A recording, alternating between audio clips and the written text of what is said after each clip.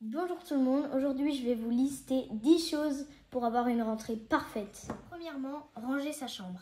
C'est important parce que quand l'école est finie et que tu rentres dans ta chambre pour faire tes devoirs, il faut qu'il soit au calme et si la chambre est rangée, ça donne envie de passer du temps dedans et c'est ce qu'il faut que ça arrive.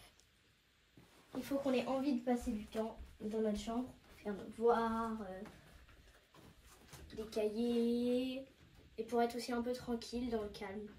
Deuxièmement, ranger ses affaires, ses vêtements, etc. Parce que oui, le matin, si tu te réveilles, tu prends ton déjeuner, etc.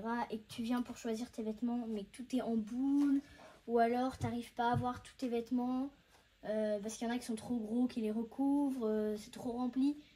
Moi, j'ai presque tout mis en penderie, que ce soit mes t-shirts, mes vestes, mes robes.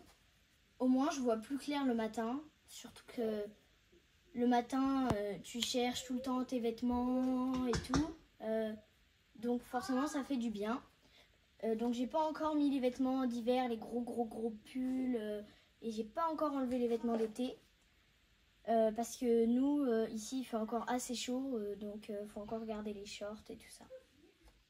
Troisièmement, préparer ses fournitures scolaires à l'avance. Donc le sac à dos et on prépare les stylos, les feutres, les trousses.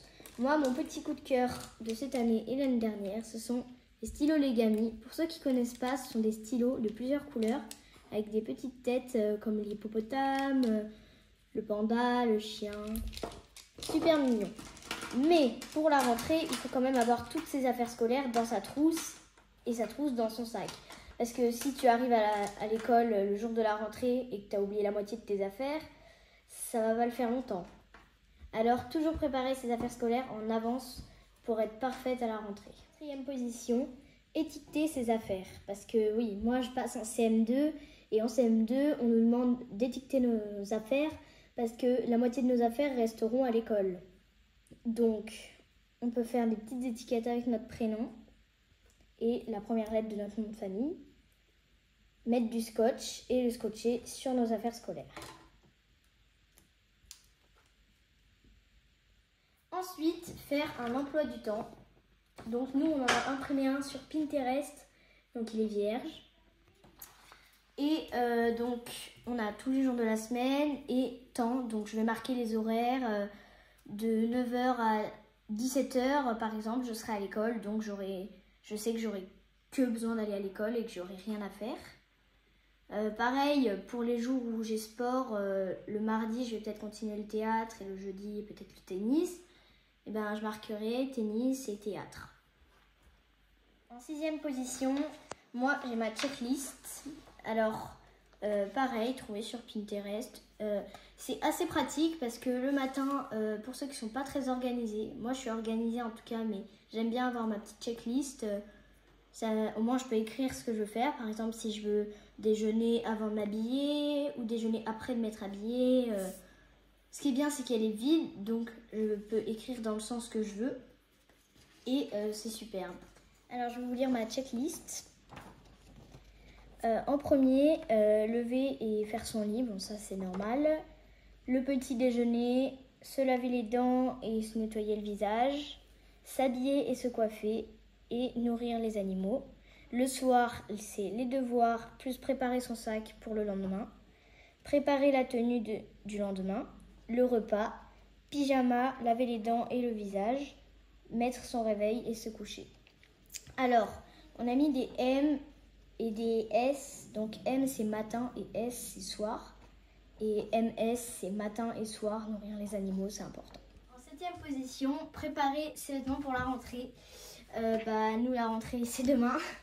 Mais quand même, il faut la préparer à l'avance. Plutôt que le matin, chercher bêtement ses vêtements. Ensuite, en huitième position, préparer ses crèmes de beauté, des masques, etc. Donc moi là j'ai ma crème de jour que je mets matin et soir, mon parfum, un masque à faire une fois par semaine, une autre crème, des masques. Donc parfois on se fait des petites soirées télé, films avec mes parents, un petit masque de beauté pour le visage avec le bandeau ou alors je m'attache les cheveux, des éponges, des rouges à lèvres. Alors Alors, j'ai aussi trié mes élastiques par couleur, donc noir, les marrons et les clairs. J'ai trié mes chouchous dans une caisse en plastique, c'est des gros chouchous. Et mes masques, ils ont leur petite boîte. Voilà. Donc je peux les ranger à l'intérieur. 9e position et avant-dernière étape. Alors, il faut aussi aller chez le coiffeur. Alors, moi, j'ai la chance d'avoir une maman coiffeuse. Donc, je n'ai pas besoin de prendre rendez-vous, etc. Mais le but, c'est de ne pas aller chez le coiffeur le dernier jour. Voilà. Donc, après avoir coupé mes pointes, je vais me faire des petites tresses collées. Et ce sera parfait. 10e et dernière étape. Prenez le temps de profiter de ces dernières heures, de ces dernières journées, de ces dernières heures, de ce dernier week-end. Profitez-en au maximum. Moi, il me reste une journée personnellement. Je vais en profiter pour regarder des films, me faire un bain, des masques de beauté, aller au trampoline, vous baigner, faire plein de trucs. C'est super important de faire tout ce qu'on fait avant la rentrée, de préparer ses affaires. Mais il faut aussi énormément profiter de ces dernières heures et ces derniers jours de vacances. C'est la fin de la vidéo, donc j'espère qu'elle vous a plu et j'espère que mes conseils, vous les avez suivis et que vous allez passer une très bonne rentrée. Moi personnellement, j'ai suivi les conseils que je vous ai donnés et je pense que je vais passer une rentrée parfaite. Donc j'espère que la vidéo vous a plu. Si vous avez d'autres idées de contenu de vidéo, mettez-les en commentaire. Et je vous dis à la prochaine pour une nouvelle vidéo.